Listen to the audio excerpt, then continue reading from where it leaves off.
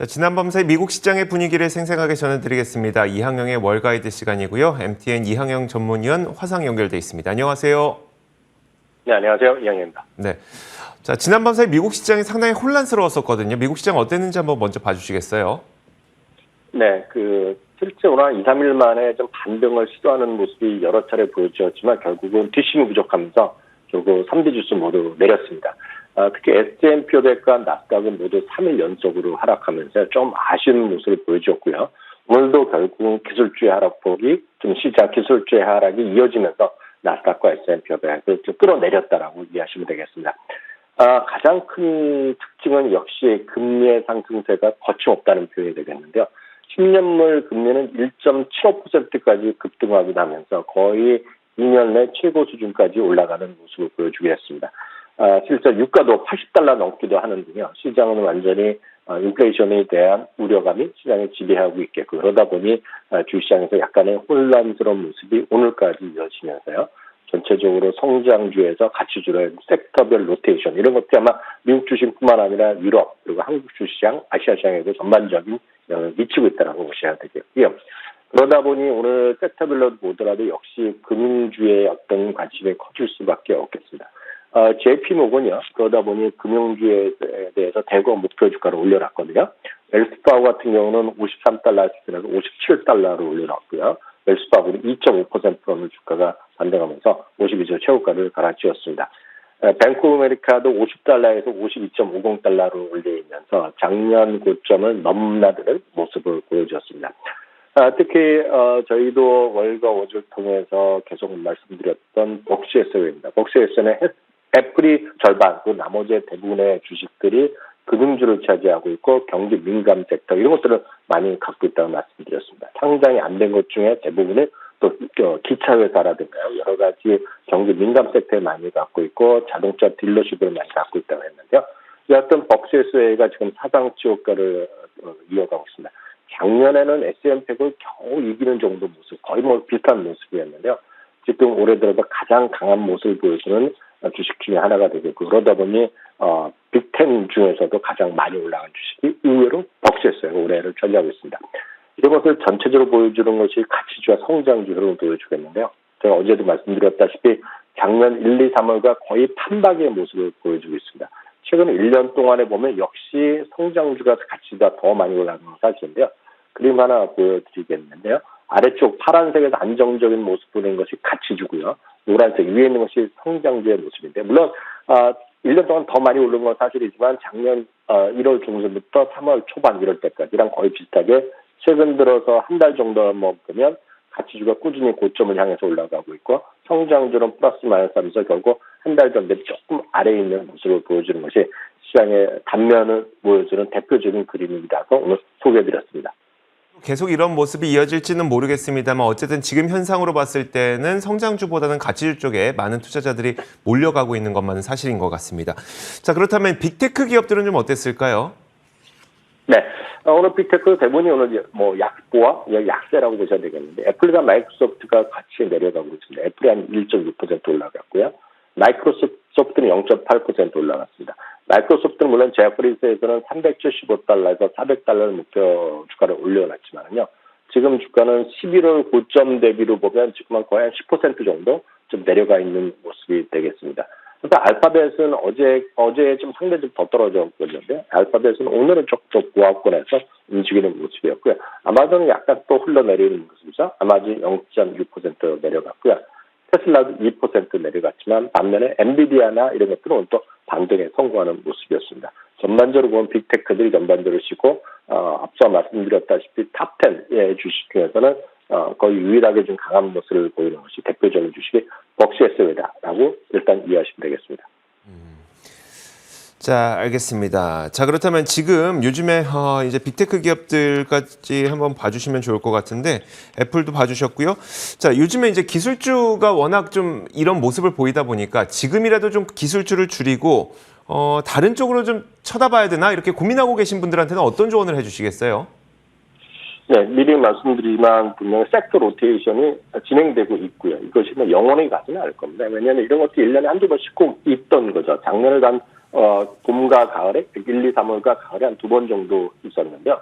지나고 나면 일단은 또 가치주 섹터나 성장주나 골고루 갖고 가는 것이 맞다라는 아주 원론적인 말씀을 드릴 수밖에 없겠습니다. 그래서 기술주의를 갖고 계신 분들이 지금 약간 속상하지만 지금 장기적으로 보신 분은 그냥 상관없다라고 좀 말씀드리고 싶고요. 다만 매매를 하시는 분들 입장에서 보면 꾸준히 정리치로 하시는 분들이 있다 보면 늘 말씀드린 거지만 분산 투자의 기본은 자기가 없는 쪽을 좀 사는 것입니다. 그렇기 때문에 좀 안정적인 주식들 좀 사는 게 좋다라고 말씀드리겠습니다.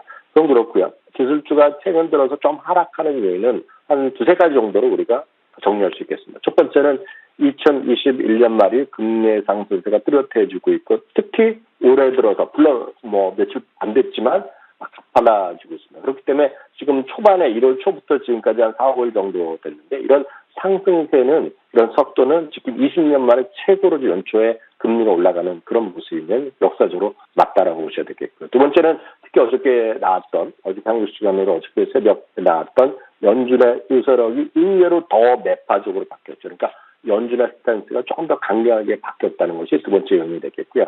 세 번째는 CES부터 많이들 회사 측에서도 얘기하고 있지만 2년 동안 팬데믹을 통해서 기업들의 소위 IT에 대한 투자가 오히려 적극적이었죠. 클라우드가 됐건 뭐가 됐건 많이 투자를 했는데요.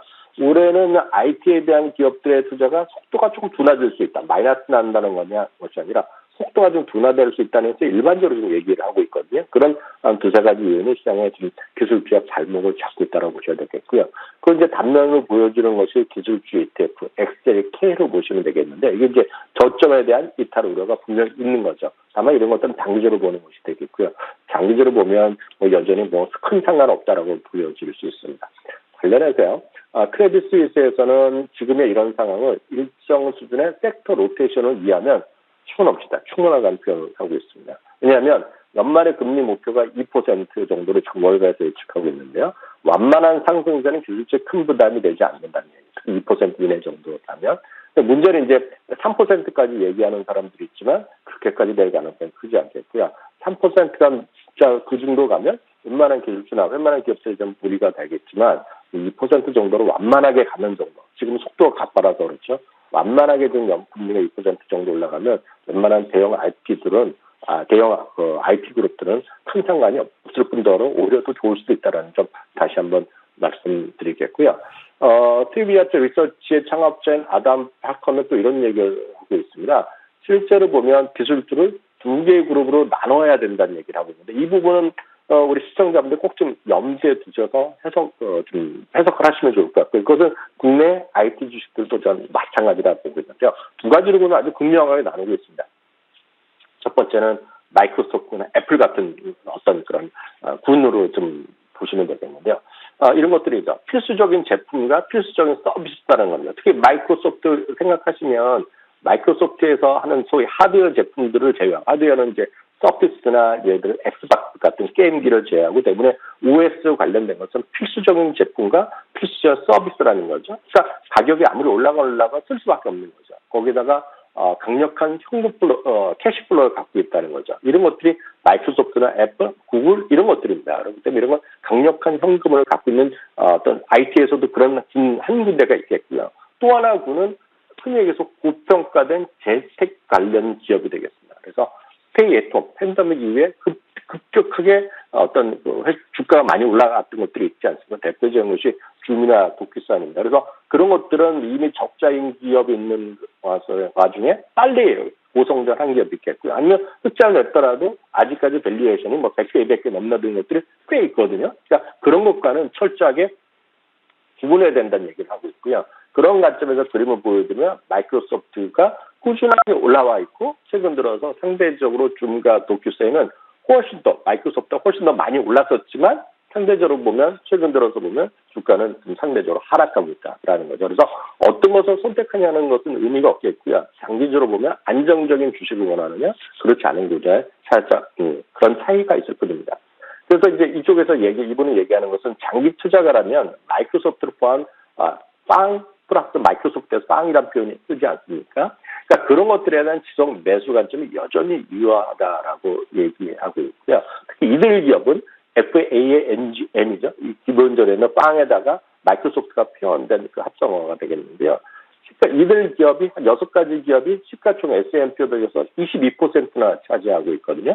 그러니까 이들 기업을 혹시라도 여러분들이 좀 불안하고 해서 수익이 떨어진다 해서 팔고 딴 거 샀을 경우 얼마나 지수를 이길지에 대해서는 장담하기 쉽지 않다는 것입니다. 그래서 다시 한번 확인드리면 핵심적인 판단 기준은 순현금이 나오고 있냐, 현금, 캐시플로우가 좋으냐, 그리고 마진을 계속 올려낼 수 있거나 마진을 유지할 수 있거냐, 그리고 늘 말씀드리지만 가격 결정력을 그 기업들이 갖고 있냐는 거죠. 그러니까 애플의 가격 결정력, 구글의 가격 결정력, 마이크로소프트의 가격 결정력, 넷플릭스의 가격 결정, 이 정도로 보시면 좋을 것 같다라고 이해하시면 되겠고요. 추가적으로 이번은 반도체 공급 부족이 지속되기 때문에 반도체에 대한 업종에 대한 장기적인 매수 의견도 재확인하고 있습니다. 대표적인 반도체 지수 같은 경우가 SOXS나 SMH 같은 것들이 있거든요. 이런 것들에 대해서는 여전히 지금 기술주가 부담되더라도 그런 것들은 쉽게 얘기해서 팔고 딴 거 살 필요는 없다는 것이 다수의 시각이라고 참고하시면 되겠습니다. 네, 알겠습니다.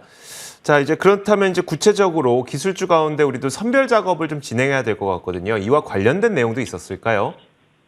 네, 아시다시피 이제 빵이나 이런 것들 대표적으로 ETF로 사실 수 있는 것도 뭐 여러 가지 있으니까 참고하시면 되겠고요. 아니면 종목별로 선별하는 경우에도 서너 가지 정도 우리가 테이블을 갖고 검색할 수 있겠는데 첫 번째는 만일 대개는 고점 대비 하락률이죠.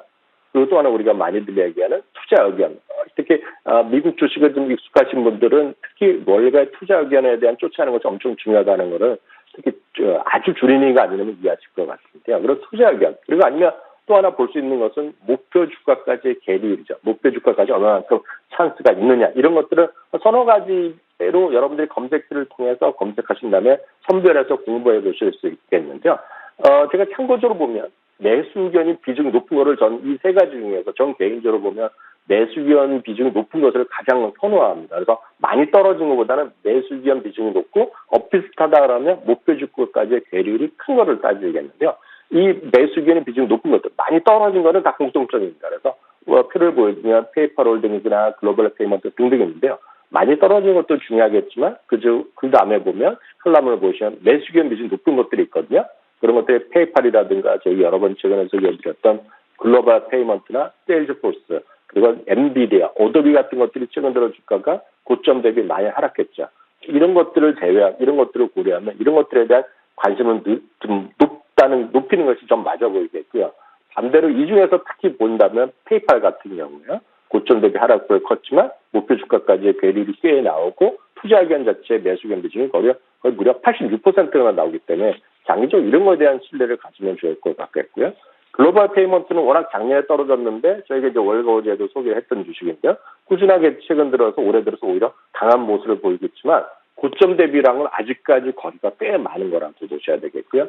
마지막으로 그거는 이제 한두 개만 더 보면 세일즈포스닷컴과 엔비디아 같은 경우에도 특히 세일즈포스는 어저께 투자긴 하향도 나왔지만 UBS에서 나왔고 다른 것은 여전히 긍정적 시간이 많거든요. 그래서 매수 비중이 높고 목표 주가가 꽤 괴리율이 있는 이런 서너 가지 종목 중에서 여러분들 관심 있는 것들을 좀 공부해 보시면서 포트폴리오에 담아 보시는 것이 좋아 보여서 오늘 소개해드렸습니다. 네, 알겠습니다.